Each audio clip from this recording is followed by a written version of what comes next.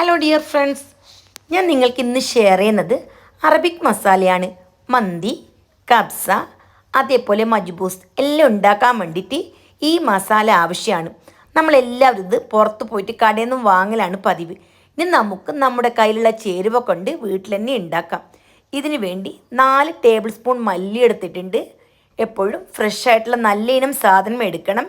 പിന്നെ 2 table spoon ചെറിയ ജീരകം, 1 ടേബിൾ സ്പൂൺ പെരുംജീരകം, 1 ടേബിൾ സ്പൂൺ ഏലക്ക, 1 ടീസ്പൂൺ ഗ്രാമ്പു, 2 തക്കോലം, 2 ജാതിപത്രി, ഇത്രയും ഞാൻ എടുത്തിട്ടുണ്ട്.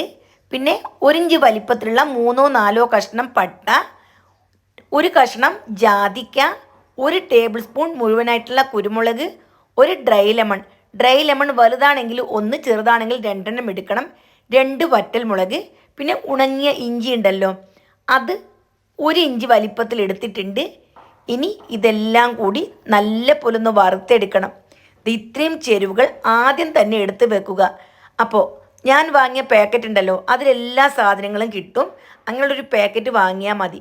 ഇനി ഒരു നോൺ സ്റ്റിക്കിൻ്റെ പാനോ അല്ലെങ്കിൽ അടികട്ടിയുള്ളൊരു പാനോ എടുത്ത് ചൂടാക്കി അതിലേക്ക് ഈ ഗരം മസാല ഇട്ട് കൊടുക്കണം. എന്നിട്ട് മീഡിയം ടു ലോ ഫ്ലെയിമിലാക്കിയതിന് ശേഷം നന്നായിട്ട് വറുത്തെടുക്കണം. ആദ്യം തന്നെ പ്രത്യേകം ശ്രദ്ധിക്കുക, ഫുൾ ഫ്ലെയിമിൽ വെച്ചിട്ട് ഗരം മസാല വറുത്തെടുക്കാൻ പാടില്ല. പെട്ടെന്ന് കളർ ചേഞ്ച് ആകും, അകമൊന്നും നന്നായിട്ട് പാകമായിട്ട് മൊരിഞ്ഞ് കിട്ടില്ല. നല്ലൊരു മൂത്ത മണം വന്നു കളറെല്ലാം ചേഞ്ചായി വന്നാൽ വേറൊരു പാത്രത്തിലേക്ക് മാറ്റിയിട്ട് തണുക്കാൻ വെക്കണം. തണുത്തതിന് ശേഷമാണ് നമ്മളിത് പൊടിച്ചെടുക്കേണ്ടത്. പിന്നെ ഡ്രൈ ലെമൺ ഉണ്ടല്ലോ, ആദ്യമായിട്ടാണ് നിങ്ങൾ മസാല ഉണ്ടാക്കുന്നതെങ്കിൽ ചെറിയ ചെറിയ കഷ്ണാക്കി പൊടിച്ചിട്ട് കൊടുത്താലും നല്ലതാണ്. എന്നിട്ട് ഇതിൻ്റെ അകത്തുള്ള സീഡ്സ് ഉണ്ടല്ലോ ലെമണിൻ്റെ, അത് റിമൂവ് ചെയ്യണം. എന്നിട്ട് എല്ലാം കൂടി ചൂടാറിക്കഴിഞ്ഞാൽ മിക്സിയുടെ ചെറിയ ജാറിലിട്ട് പൊടിച്ചെടുക്കണം. ചെറിയ ജാറിലാകുമ്പോൾ നല്ലപോലെ നൈസായിട്ട് പൊടിച്ചെടുക്കാൻ പറ്റും.